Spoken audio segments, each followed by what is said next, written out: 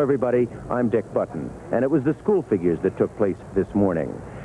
Now the school figures are the least publicized, the hardest to understand, the most difficult to see, and therefore the most mysterious of all aspects of the figure skating competition.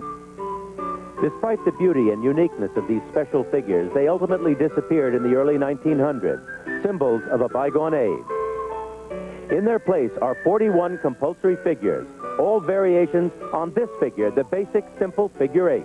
Instead of inventing their own designs, skaters must master the technique of these predetermined figures.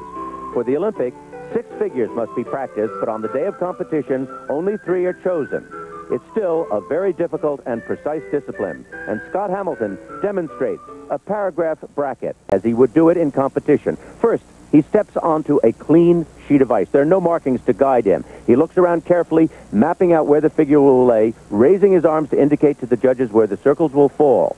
Remember, this is a 2-circle figure with a turn at the top of each circle, and they must be exactly placed. He pushes off, makes the turn at the top, you can hear the sound of it, and completes the first circle, changing of his edge and riding into the second circle, at the top of which must be the second turn. And remember, it must be directly opposite the first turn.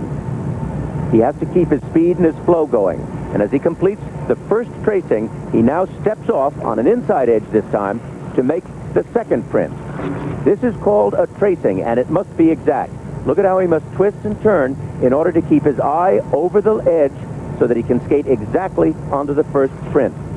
Everything must work in sync here, and he must be steady. He can't have any wiggles or wobbles. In the third tracing, Scott goes back to the right foot. Once again, he traces the print exactly. The precision must be extraordinary. The judges not only inspect the print itself, they also mark him on how he skates the figure, his carriage, his flow, his smoothness, the steadiness of the edge, the lean of the body.